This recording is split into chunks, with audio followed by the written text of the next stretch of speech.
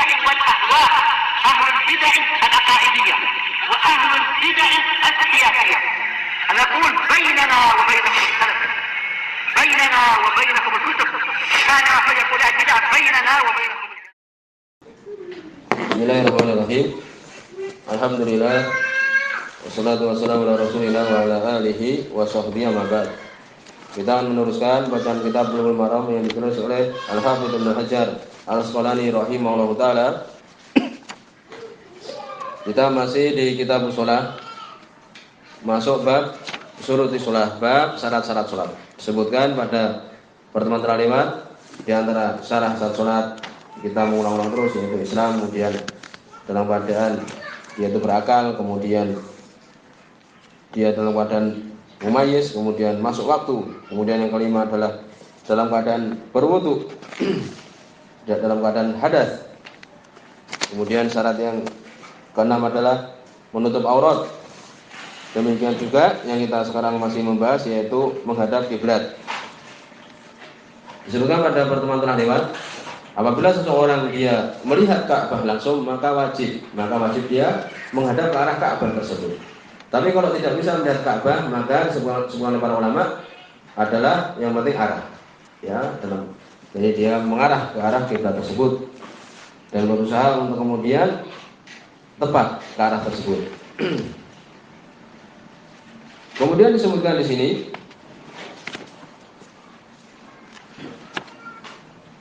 hadis nomor 205.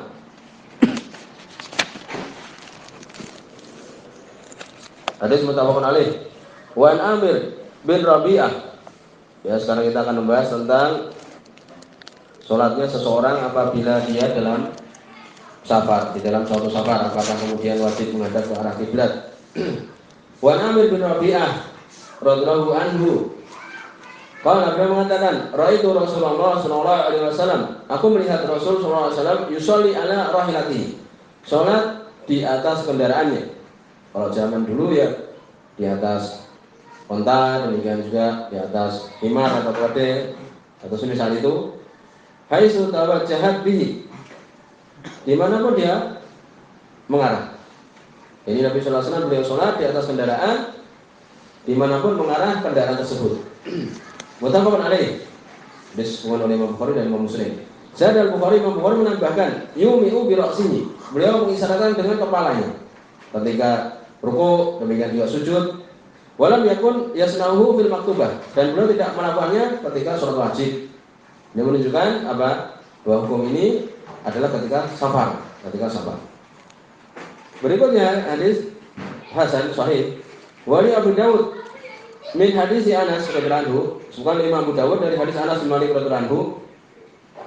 Wa kana idza safara fa'arada ayatatawwa, adalah Nabi sallallahu alaihi wasallam apabila beliau safar dan ingin untuk melakukan salat tatawwu, yaitu salat sunnah, ya, istaqbala bi naqatihi.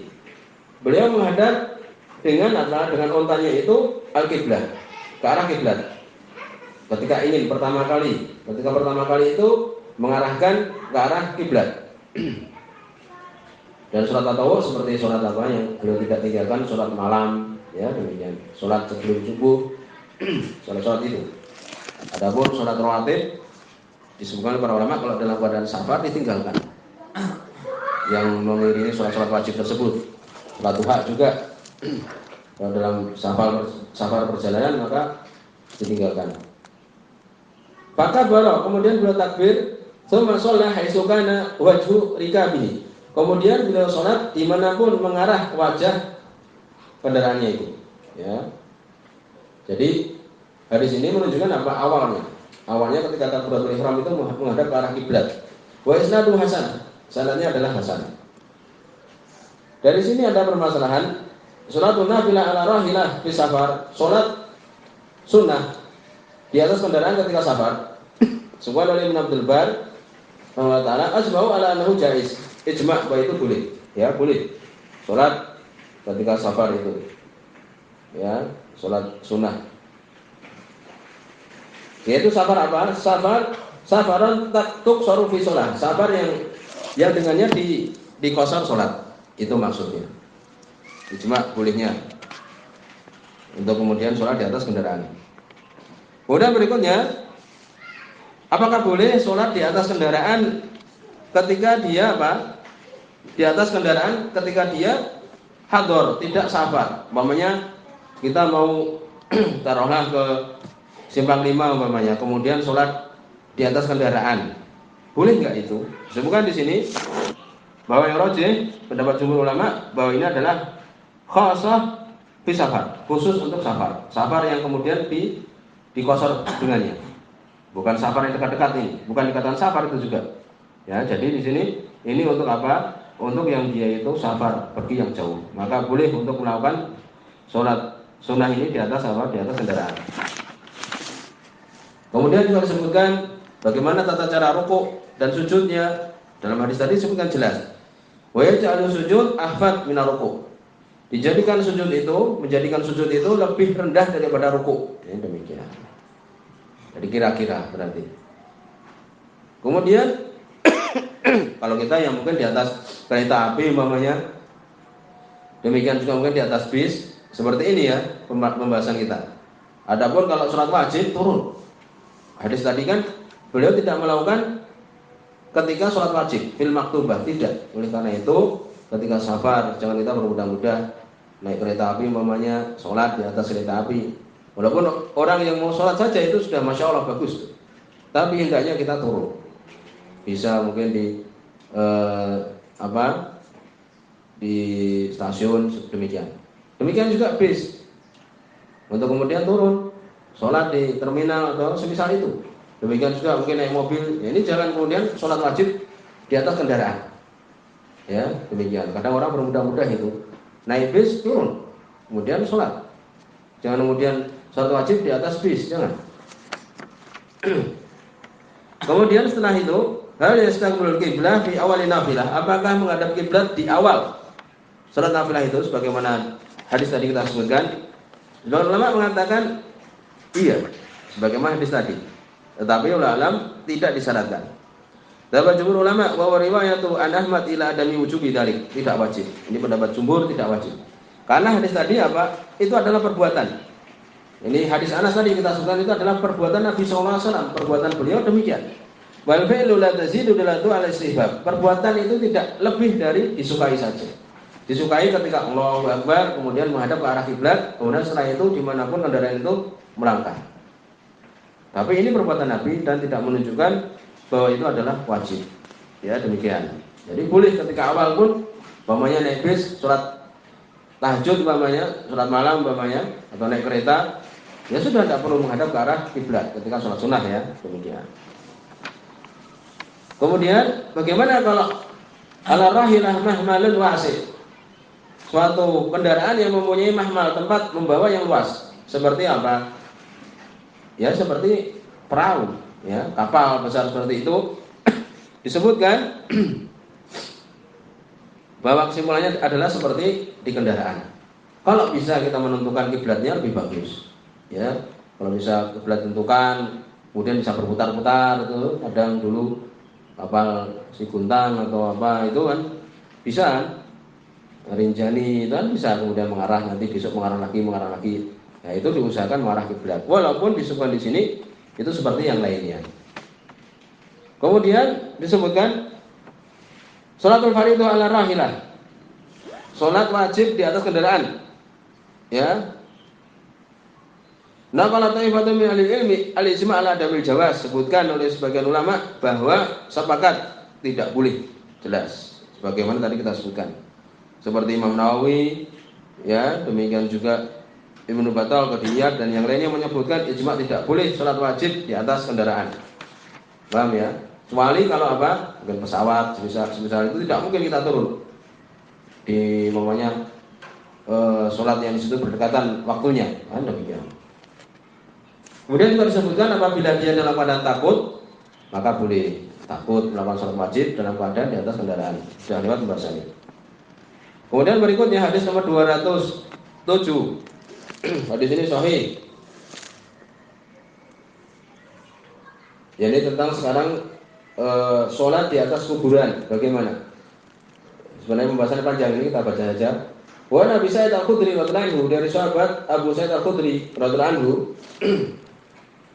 Anak Nabi sallallahu alaihi wasallam qala, sungguhnya Nabi sallallahu alaihi wasallam beliau mengatakan, al-ardu kulluha masjidun illa al-maqbarah wal hamam. Bumi semuanya itu masjid, tempat untuk sholat. Bumi itu semuanya adalah tempat untuk sholat. Illa al-maqbarah, kecuali kuburan, wal hammam, demikian juga al-hammam, kamar mandi. Ya, demikian. Kalau hammam, ini orang yang bersungguh-sungguh, ini dengan hak al-hammam. Rawi Tirmidzi, semua Imam Tirmidzi, walahu ilah, dan situ ada ilah, ada penyakit. Sebutkan bahwa sebagian ulama mengatakan mursal, ya. Tapi ulama semua Syekh Muhammad bin Nizam bahwa itu adalah sahih, karena di situ ada jalan yang lain. Alladzi yadhar sihhatul hadis ala wajhaini li kasrati man rawahu mausulan. Ini yang benar itu adalah sahih, karena di situ banyak rawi yang mengatakan mausul sampai pada Nabi sallallahu alaihi wasallam dalam keadaan tidak terputus. Hadis ini sahih. Jadi bumi semuanya itu masjid kecuali kuburan, demikian juga hammam. Walaupun nanti ada hal-hal yang tidak boleh juga kita sholat di situ. Sebagaimana hadis berikutnya ini, hadis nomor 208. Hadis ini dhaif. Dhaif jiddan, sangat lemah sekali. Di situ ada Zaid bin Jubairah matruk. Ya, ditinggalkan dia ini. Yaitu apa? Walid Umar radhiyallahu anhu, dari Abdullah bin Umar radhiyallahu anhu. Kalau Nabi mengatakan, nah Nabi sallallahu alaihi wasallam, Nabi melarang. Hadisnya lemah ini ya. Nabi melarang ayyusolliya untuk sholat fi sab'i mawatin, di 7 tempat. Walaupun maknanya sebagian benar. Yaitu apa? Al-mazbalah. Al-mazbalah itu tempat sampah. Tempat di situ kotoran-kotoran dibuang, kotoran kambing, kotoran yakni onta atau yang lainnya dijadikan satu tempat menjadi tempat kotoran atau mungkin tempat sampah. Wal majzarah, yaitu tempat menyembelih onta, demikian juga sapi atau sejenisnya. Wal maqbarah, demikian juga kuburan. Ini yang dilarang, tapi hadisnya dhaif. Tempat sampah, tempat menyembelih binatang, kemudian kuburan, wa qari'ati thariq, jalan raya itu. Ini tidak boleh sholat di situ. Ini menurut hadis ini. Wal hammam, demikian juga kamar mandi. Wa ma'atinil ibil, tempat atau kandangnya onta. Wa fawqa dhahri baitillahi ta'ala, di atas punggung rumah Allah Subhanahu wa taala, di atas Ka'bah maksudnya. Hadis ini kalau sahih yang menjadi hukum, tetapi hadisnya dhaif. Rawahu At-Tirmidzi, semua Imam At-Tirmidzi wa dha'afahu, beliau sendiri mensahihkan. Sebabnya tadi kita sebutkan. Nanti akan disebutkan tentang permasalahan ini. Kemudian hadis nomor 209, wa Nabi Marsad Al-Ghunawi, dari sahabat Abu Marsad Al-Ghunawi radhiyallahu anhu, hadis wa Muslim ini, kalau beliau mengatakan, sami'tu Rasulullah sallallahu alaihi wasallam yaqul, aku mendengar Rasulullah sallallahu alaihi wasallam beliau mengatakan, la tusallu ila kubur, jangan kalian sholat menghadap kuburan, wala tajlisu 'alaiha, dan jangan duduk di atas kuburan. Rawahu Muslim. Tidak boleh berarti sholat menghadap kuburan, demikian juga tidak boleh di atas kuburan duduk di situ. Sebagian orang malah tidur di atas kuburan, duduk di situ ngobrol dan sebagainya, tidak boleh. Ya, tidak boleh. Kalau itu adalah kuburan kaum muslimin. Ya, di sini tidak boleh. Dari sini beberapa permasalahan kita sebutkan sebagian. As-shalah fil maqbarah, sholat di kuburan. Bagaimana ini? Hadis tadi kan menunjukkan larangan, la tusallu ilal kubur, larangan. Tetapi terjadi perselisihan para ulama, ya, apakah kemudian, yakni sah sholatnya atau tidak, ya. Demikian juga apakah makruh atau bagaimana? Adapun permasalahan ini, ya, sebutkan Imam Ahmad, demikian juga yang lain yang mengatakan tidak boleh. Wa ila butlani sholatnya batal, dan itu rajih, yang benar. Jadi orang yang sholat di kuburan sholatnya batal. Dan jumhur pendapatnya adalah makruh saja. Oleh karena itu bagaimana kita perhatikan, ya itu tersebar di situ orang sholat di kuburan dan sebagainya. Bahkan yakni pendirinya dikuburkan di masjid yang dia buat umpamanya, seperti itu. Karena apa? Mungkin berpendapat itu makruh saja minimal. Padahal jelas ya bahwa Nabi SAW melarangnya. Dan yang rojih adalah apa? Adalah batal, sholatnya adalah batal.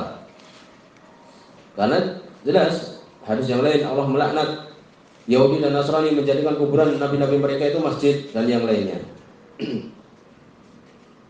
Apa dalil jumhur mengatakan makruh saja? Karena Nabi mengatakan wajulat liyal ardu masjidan wa tahuran, dijadikan wajulat liyal ardu, dijadikan untukku bumi itu masjid dan suci. Ya, sebagai alat untuk tayamum. Ini demikian. Berarti menunjukkan apa? Berarti menunjukkan bumi itu adalah masjid. Nah, seperti ini dikhususkan sebenarnya dengan hadis tadi kita sebutkan. Jadi kesimpulannya adalah sholat di kuburan adalah tidak sah. Ya, demikian. Kemudian disebutkan apa? Kuburan disyaratkan jumlahnya banyak. Disebutkan tidak disyaratkan banyak. Yang penting itu adalah apa? Makbarah. Yaitu kullu ma qubira fihi, setiap tempat yang dikuburkan di situ mayat.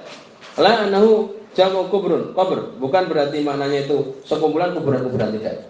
Ya, demikian. Bagaimana sholat jenazah di kuburan? Kalau seperti ini datang hadis yang jelas bahwa Nabi sallallahu alaihi wasallam melakukan. Ya, hadis Abu Hurairah muttafaqun alaih. Anna Nabi sallallahu alaihi wasallam shalla ala qabrin ba'da ma dufina, Nabi salat di atas kuburan setelah dikuburkan ya mayat tersebut. Jadi beberapa saat kemudian beliau tertinggal, kemudian beliau sholat di situ. Maka seperti ini jelas boleh, ya, paham. Jadi kalau ini tidak terlalu lama. Ini sholat di atas jenazah di kuburan, sholat jenazah maksudnya adalah sholat jenazah. Demikian. Sampai di sini dulu. Subhanakallahumma bihamdika, asyhadu an la ilaha illa anta, astaghfiruka wa atubu ilaik.